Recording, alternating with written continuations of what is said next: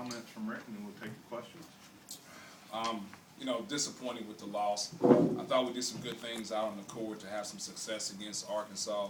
I thought we did a really good job in the press attack. We had a couple times we turned the basketball over when it came in bunches, but I thought for the most part we attacked the press very well. I think the thing that changed the game, and give Mike Anderson a lot of credit for this, I thought we were having some success against their full court press where they were really aggressive with it. We were able to break that press and get into the lane and cause problems.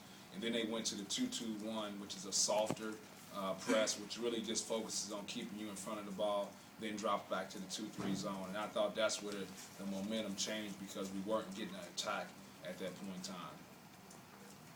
Rick, how difficult was it to attack without IJ and Trevante on the court? Oh, it was huge. Trevante is obviously our best guy, like getting into the lane and breaking pressure. IJ is growing into that role. He's still just a freshman on that. And I thought Chicken made some bad decisions sometimes out there, but not having Trevante, and then at the very end not having IJ out there, we just didn't have anybody besides Chicken who could handle the ball and go attack. Rick, your knee-jerk reaction to Tevin Moore's 17 minutes on both ends of the floor, it seemed like the effort was high, the energy was high, and did some productive things. Well, I tell you what, Tevin has been probably the most enjoyable kid I've ever coached in my coaching career. He's never complained about his playing time. He's always been on that so-called white team, scout team, and never complained, been a great teammate. And I just thought we deserved to give him a chance. I tried to do that earlier, but I just thought we were caught in a numbers crunch at that point in time. But I threw him out there, and I thought he did well. I mean, he had 4 rebounds in just that short amount of time. And he made a couple decisions, but I think that's more so from, like, not playing. I don't think it's because he was a bad player, but the first time you get thrown out there against Arkansas and they're pressing and trapping and things like that, you're going to have some mistakes. So I was really pleased with his performance, and hopefully he starts to feel more comfortable about what he's doing out on the court and continues to have some success. How is IJ doing? I mean, how's his head or whatever? And I just think he played. He got off to kind of rough start, but it doesn't seem like he settled in a little better. Yeah, I have no idea how he is physically at this point in time because I haven't talked to Scotty since the game's over with. So I'm sure he'll give me a report sometime later today. But I think IJ is a great kid. I think he's a great teammate. I think he's going to be a tremendous leader for us. You got to be careful when you play in your home state. And anytime you play in your home state, you get a little bit too jacked up at times. And I think he kind of rushed some shots. He didn't just take the shot. He usually makes those shots that he took early in the ball game. So I think he got himself calmed down a little bit more in the second half. Didn't see Tyson or Fred in the game. Is there any reason because of that? No, those guys didn't do anything wrong. There's no sort of disciplinary action. I just wanted to go with some different lineups. I thought against Arkansas it was really important for us to have those 2 little guards out there to handle the pressure.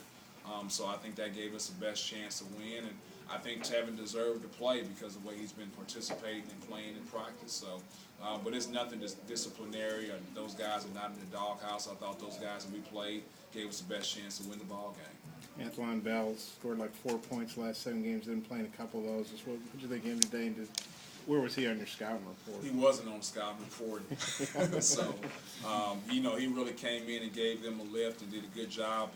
He had 19 points, but I think he only played 17 minutes.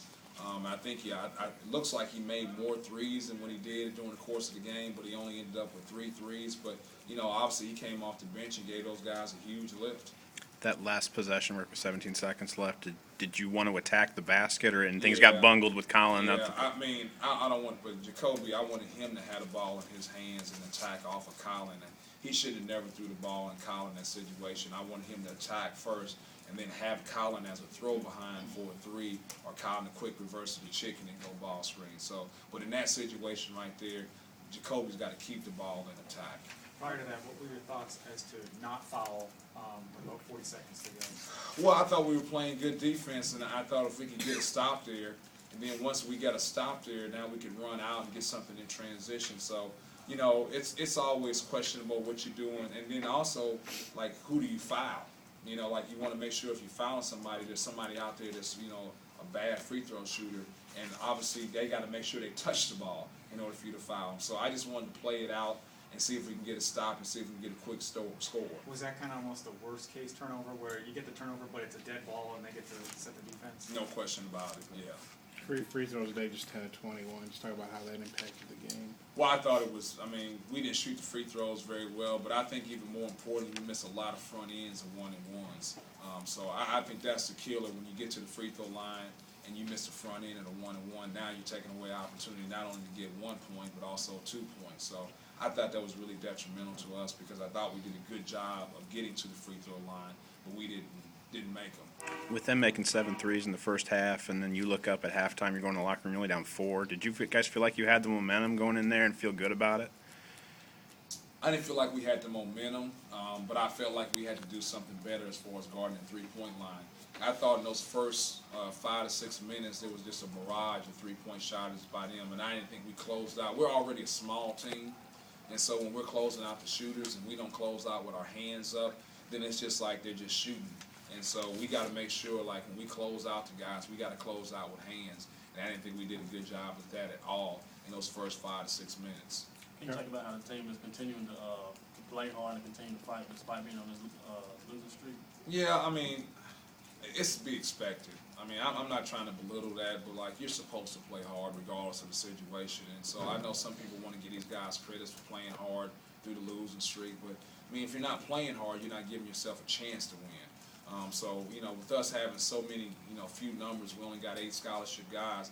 If you're not out there playing hard, then you have 0 chance of winning. So, to me, the playing hard part is to be expected.